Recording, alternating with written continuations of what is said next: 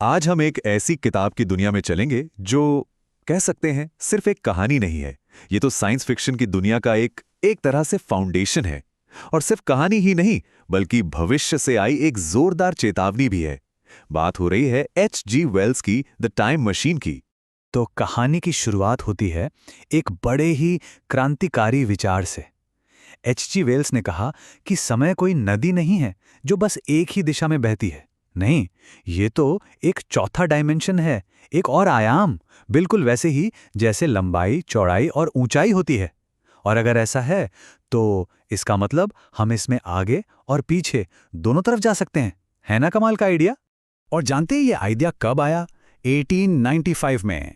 जरा सोचकर देखिए, 1895, वो विक्टोरियन दौर, जब दुनिया भाप के इंजनों और बड़ी बड़ी फैक्ट्रियों के धुएं से चल रही थी। उस जमाने में टाइम ट्रैवल की बात करना मतलब कितना ज्यादा बोल्ड और अविश्वसनीय लगा होगा लोगों को। तो होता यह है कि कहानी का जो हीरो है, जिसे पूरे नॉवल में बस टाइम ट्रैवलर ही कहा गया है, वो अपनी बनाई मशीन में बैठता है और निकल पड़ता है भविष्य के सफर पे। और वो कहाँ पहुंचता है? सीधा साल 80,701 में, जहां उसे लगता है कि वो किसी जन्नत में आ गया है। वहां उसकी मुलाकात होती है भविष्य के इंसानों से। इनका नाम है एलोई। ये लोग ना छोटे छोटे कद के, बहुत ही सुंदर और मासूम से हैं। उनका पूरा दिन बस खेलने कूदने और आराम करने में निकल जाता है। कोई काम नहीं, कोई फिक्र नहीं। मतलब पहली नजर में तो ऐसा लगता है जैसे वाह, इंसानियत ने हर दुख, हर मुश्किल पर जीत हासिल कर ली है। लेकिन कुछ अजीब है, ये लोग बहुत कमजोर हैं और एकदम बच्चों की तरह। अब टाइम ट्रैवलर इस नई खूबसूरत दुनिया को समझ ही रहा होता है कि उसे एक जबरदस्त झटका लगता है। उसकी सबसे कीमती चीज, जिससे वो वापस अपने समय में लौट सकता था, उसकी टाइम मशीन, वो गायब हो चुकी है। और बस यहीं से कहानी का पूरा माहौल बदल जाता है। वो जो जन्नत लग रही थी, वो अब एक रहस्यमयी, डरावनी जगह बन जाती है। टाइम ट्रैवलर को ये समझते देर नहीं लगती कि ये खूबसूरत दुनिया बस एक दिखावा है। इस चमक दमक के नीचे कोई बहुत ही गहरा और अंधेरा राज छुपा हुआ है। और फिर वो राज खुलता है। उसे पता चलता है कि इस धरती पर सिर्फ इलॉय ही नहीं रहते, इंसानों की एक और नस्ल भी है। ये हैं मॉरलॉक। और ये लोग जमीन के ऊपर नहीं, बल्कि नीचे, अंधेरी गुफाओं और सुरंगों में पुरानी मशीनों के बीच रहते हैं। तो सवाल ये उठता है कि इन दोनों का रिश्ता क्या है? एक तरफ सूरज की रोशनी में रहने वाले सुंदर इलोई, और दूसरी तरफ अंधेरे में रहने वाले बदशक्ल मॉरलॉक। सच तो बहुत ही भयानक है। मॉरलॉक रात के अंधेरे में जमीन से बाहर निकलते हैं और मासूम, कमजोर इलोय का शिकार करते हैं।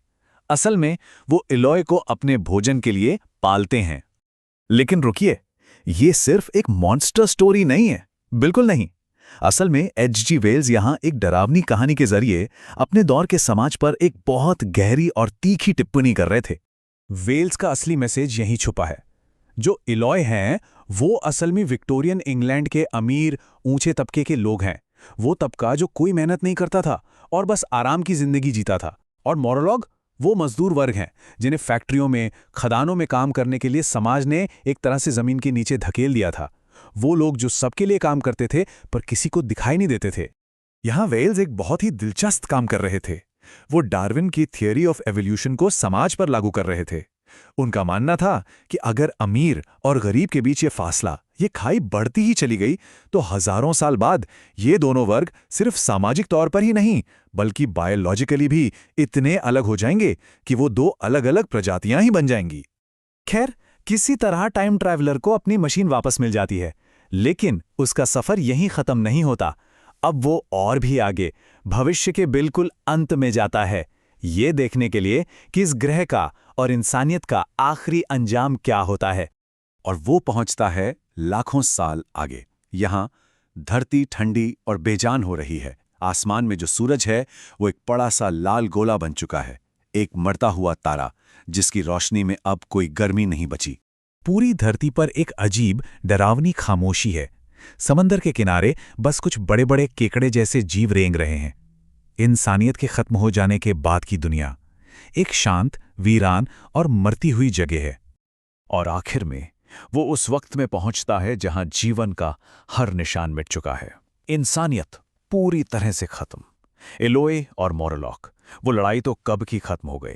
समाज में जो सड़न शुरू हुई थी उसका आखिरी नतीजा था। सब कुछ खत्म, पूरी तरह से विलुप्त।